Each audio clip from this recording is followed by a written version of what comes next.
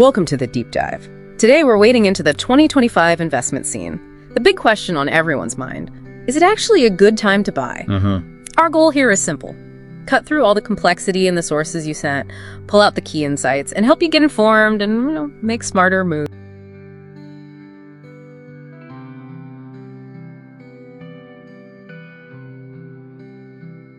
It's definitely a complex picture right now. On one hand, yes, inflation is cooling off, which is good news. Okay. But global growth forecasts, still pretty modest. And then you've got these persistent geopolitical tensions bubbling away.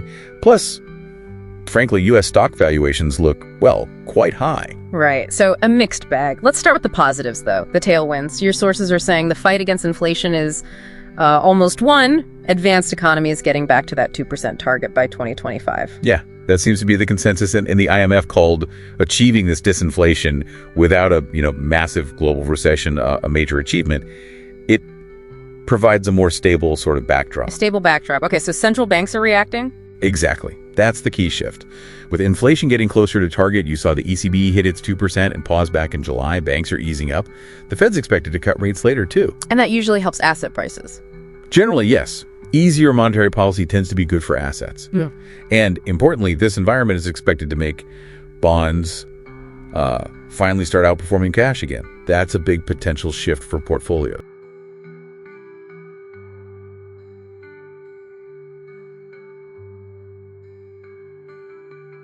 Okay, policy is easing, but what about the people actually investing? Is confidence holding up? Or people, still putting money to work? It seems so, surprisingly. Investor confidence looks pretty resilient, especially interesting trends among younger investors and women.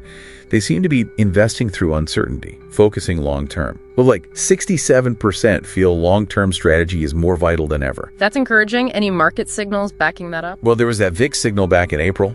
The fear gauge, it dropped sharply from 50 down to 30. Historically, that specific kind of drop, it's often been followed by some pretty strong returns for the S&P 500, like median return of nearly 18% over the next year. Provided, and this is important, provided trade tensions don't blow up and we avoid a U.S. recession. Okay, interesting signal.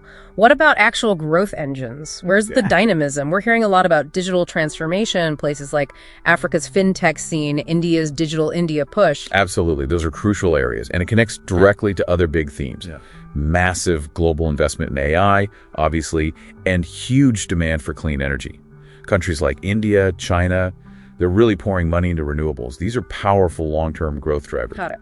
But like you said, it's not all smooth sailing. Let's flip to the headwinds, caution signs. You mentioned sluggish global growth. Yeah, despite the inflation progress, the World Bank's projecting only 2.3% global growth in 2025. Outside of actual recessions, that's the slowest pace since, the 1960s. Wow, okay. That's sobering. Are recession odds still high, then? Well, JP Morgan, for instance, still has a 40% probability on a U.S. and global recession by the end of 25, and the U.S. leading economic index. It's been flashing a recession signal for 3 months straight now. Plus, you see big differences regionally. Europe, China, they're facing their own slowdowns.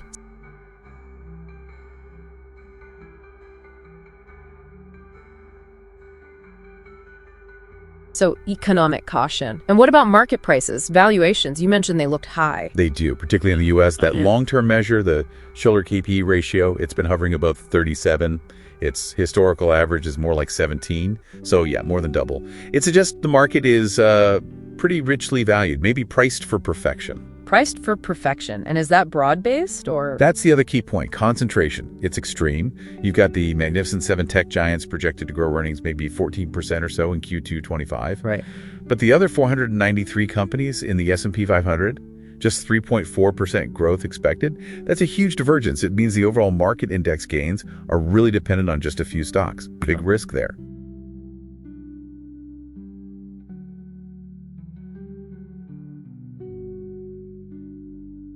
Okay, so valuation and concentration risks. And then there are the ongoing geopolitical issues. Trade policy uncertainty, U.S.-China friction. Chief risk officers seem really worried about that one. Yeah, 91% flag U.S.-China tensions as a top concern. And these geopolitical risks, they feed into systemic financial vulnerabilities too. We've got historically high global debt levels. Plus, this rapid expansion of what they call shadow banking lending happening outside the traditional banks Private credit funds alone ballooned to over $2.5 trillion in assets in 2024. Yeah. It's just less regulated, less transparent, adds another layer of potential instability.